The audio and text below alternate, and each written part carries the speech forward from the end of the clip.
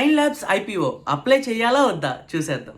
ఈ pine Labs అనేది ఒక ఫిన్టెక్ కంపెనీ అండ్ ఇది పేమెంట్స్ డిజిటల్ ఇన్ఫ్రాస్ట్రక్చర్ ని మెయింటైన్ చేస్తుంది. సింపుల్ గా చెప్పాలంటే మీరు షాపింగ్ ఆర్ పెట్రోల్ బంక్ లో QR code or card swipe చేసినప్పుడు ఆ మెషిన్ మీద పైన్ ల్యాబ్స్ అని ఉంటుంది కదా, ఇలా POS machines, online payment gateways, gift cards and EMI conversion process ని హ్యాండిల్ చేస్తారు. ఇదంతా చేసినందుకు transaction fees and processing fees charge చేస్తారు కదా, ఇదే వాళ్ళకి ఇన్కమ్. దీనికి మార్కెట్లో కాంపిటీటర్స్ చూసుకుంటే మెయిన్గా Razorpay, Paytm and Zaggle prepaid companies. ఈ కంపెనీ 2 years బ్యాక్ ఐపీఓకి వచ్చి మళ్ళీ బ్యాక్ డౌన్ అయ్యారు. ఇప్పుడు మళ్ళీ దానికంటే 50% తక్కువ వాల్యుయేషన్లో వస్తున్నారు. స్టిల్ ఈ వాల్యుయేషన్ కూడా కాస్ట్లీనే. ఈ ఐపీఓకి అప్లై చేస్తే మనకు ప్రాఫిట్స్ వస్తాయా లేదా చూడాలంటే మెయిన్ పాయింట్ ఇది లాస్ మేకింగ్ కంపెనీ, అంటే కంపెనీకి ఇంకా ప్రాఫిట్స్ రావట్లేదు.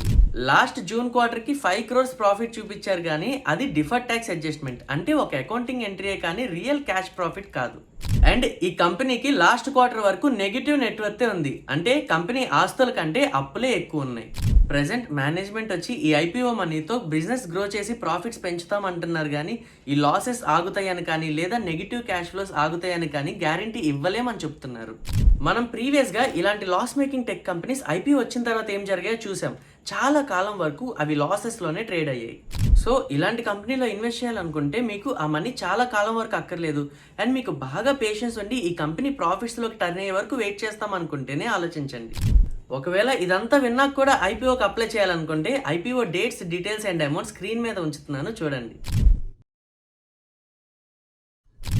ఈ ఐపీఓ అనాలిసిస్ మీ ఫ్రెండ్స్కి షేర్ చేసి వాళ్ళకి హెల్ప్ చేయండి. అండ్ ఇలాంటి అనాలిసిస్ అప్కమింగ్ ఐపీఓస్కి కూడా మిస్ అవ్వకుండా చూడాలి అనుకుంటే మన ఛానల్ ఆర్థిక యోగిని ఇప్పుడే ఫాలో చేసేయండి.